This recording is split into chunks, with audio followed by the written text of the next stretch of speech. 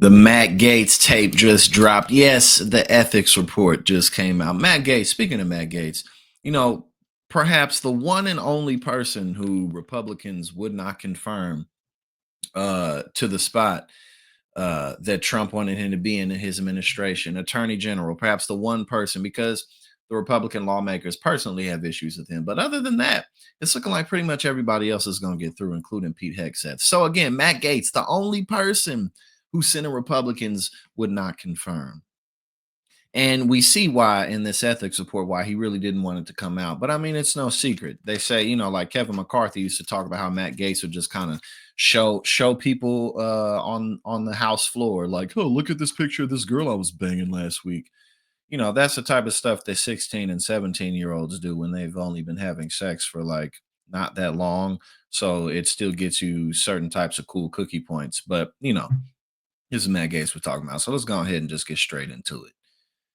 The House Ethics Committee's long awaited report on Matt Gaetz documents a trove of salacious allegations, including sex with an underage girl that tanked the Florida Republicans' bid to lead the Justice Department. I mean, I think, yeah, that had a lot to do with it, but they also just don't like him personally. Because keep in mind, Donald Trump also is an adjudicated rapist. He attempted to overthrow the government, the whole January 6th debacle. And he had dozens and dozens of felonies, 34 of which he got convicted on. So it's not like Republicans generally have an issue with any of these things. So, don't let that hold too much weight. Citing text messages, travel receipts, online payments, and testimony, the bipartisan committee paints a picture of a lifestyle in which Gaetz and others connected with younger women for drug fueled parties, events, or trips with the expectation the women would be paid for their participation.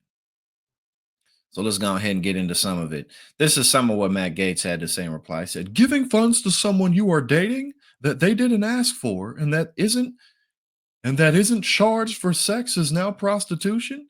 He was just being a nice guy. He just wanted to give her a little bit of extra money because it's the holiday seasons. It was the holiday seasons, and you know how it gets when you got to buy presents for all your family members and your friends, and maybe you just got laid off from work. He was just being a good guy. That's all it was. He continues, there's a reason they did this to me in a Christmas Eve report and not in a courtroom of any kind where I could present evidence and challenge witnesses. Because everybody's out to get Matt Gaetz. You know what I'm saying? Because he presented such a threat to the status quo that the powers that be, they just got to get him up out of here. No, he's just a scumbag who's getting held accountable. That's all that's actually going on. So let's get into some of the details, bro. The committee found that between 2017 and 2020, Gates paid tens of thousands of dollars to women, likely in connection with sexual activity and/or drug use. He paid the women using through online services such as PayPal, Venmo, and Cash App, and with cash or check. Should have kept it in cash, man. You should have kept it in cash, and you wouldn't be going down. The committee said it found evidence that Gates understood the transactional nature of his relationships with the women. The reports the report points to one text exchange in which Gates balked at a woman's request that he send her money, claiming she only gave him a drive-by. Now, also keep in mind there's nothing wrong with having transactional relationships if everybody is down with the cause, if everybody is understanding and willing. But the problem is that he solicited these types of transactions with underage women, so girls, we should say, underage girls. So that's the whole issue. If you would have just done this with escorts who were of age, then this wouldn't be a story at all. And also, too, probably if you didn't do things like go on to the house floor and show, these people who are in their 40s, 50s, and 60s, like, oh, look at this hot girl I was banging last weekend. Oh, what does he say? He used to talk about his how he used to crush up ED pills and chug energy drinks so he could go all night and just stay up. If it wasn't for stuff like that, people probably wouldn't be on your case like this. But sometimes people just can't keep it to themselves. And Matt Gates is one of those people. Women interviewed by the committee said there was a general expectation of sex. The report said one woman who received more than $5,000 from Gates between 2018 and 2019 said that 99% of the time that when she hung out with Gates, there was sex involved. It was just, well, 99%. That means maybe the first, I mean, what would be that 1% of the time? I want to know. don't know what that is. I guess that's just I don't know. Were you like was he picking people out of a line or something? I don't know. Maybe the 1% of the time was when she just came to pick up money for the last time. In other words, this is just, it was just transaction. However, Gates was in a long-term relationship with one of the women he paid, so some of the payments may have been of a legitimate nature.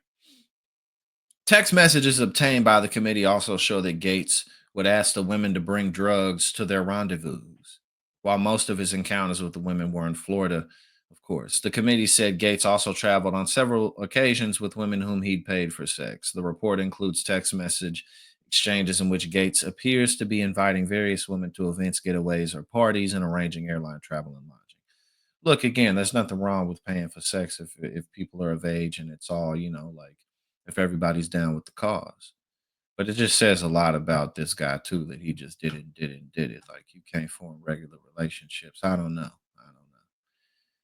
We got the full house report too. We're not going to go over the whole thing because it's like 40 pages and the video would be very long if we did, but it is out. Gates associate Joel Greenberg, who pleaded guilty to sex trafficking charges in 2021, initially connected with women through an online service. In one text with a 20-year-old woman, Greenberg suggested if she has a friend, the four of them could meet up. The woman responded that she usually does $400 per meet. Greenberg replied he understands the deal, along with a smiley face emoji. Greenberg asked if they are old enough to drink alcohol and sent the woman a picture of Gates. The woman responded that her friend found him really cute. Well, he's down here for only the day. We work hard and play hard. Hey now, substantial evidence indicates that Gates had sex with underage girl. The report details a party in July of 2017 in which Gates is accused of having sex with multiple women, including a 17-year-old, for which they were paid. The committee pointed out to credible testimony from the now woman herself, as well as multiple individuals who corroborated the allegation. The then 17-year-old, who had just completed her junior year in high school, told the committee that Gates paid her $400 in cash that night, which she understood to be payment for sex. According to the report, the woman acknowledged that she had taken ecstasy the night of the party. She told the committee that she was certain of her sexual encounters with the then congressman. There's no evidence that Gates knew she was a minor when he had sex with her, the committee said. Well, I will say, typically people who are 17 years old, they generally look like they're pretty young. So and also since his friend, he was soliciting alcohol usage and with 20-year-olds. I think it's pretty clear that they have a thing for underage girls. So yeah, I couldn't tell she was 17. Well, she damn sure ain't in her mid 20s, you know what I'm saying? So yeah, no, we know what's up with these guys. The woman told the committee she didn't tell Gates she was under 18 at the time and that he didn't know how old she was. Rather, the committee said Gates learned she was a minor more than a month after the party. But he stayed in touch with her after that and met up with her for commercial sex, again, less than 6 months after she turned 18. Gates said evidence would exonerate him, but provided none of it. Oh, well, look at there. You had a chance, but you was like, you didn't put anything down. In some, the committee said it authorized 29 subpoenas for documents and testimony, renewed nearly 14,000 documents, and contacted more than 2 dozen witnesses. But when the committee subpoenaed Gates for his testimony, he failed to comply. Gates pointed to evidence that would exonerate him, yet failed to produce any such materials, the committee said. Gates continuously sought to deflect, deter, or mislead the committee in order to prevent his actions from being exposed. The report details a months long process that dragged into a year as it sought information from Gates that he declared as nosy and weaponization of government against him. Well, you didn't present anything that could help you out now, did you?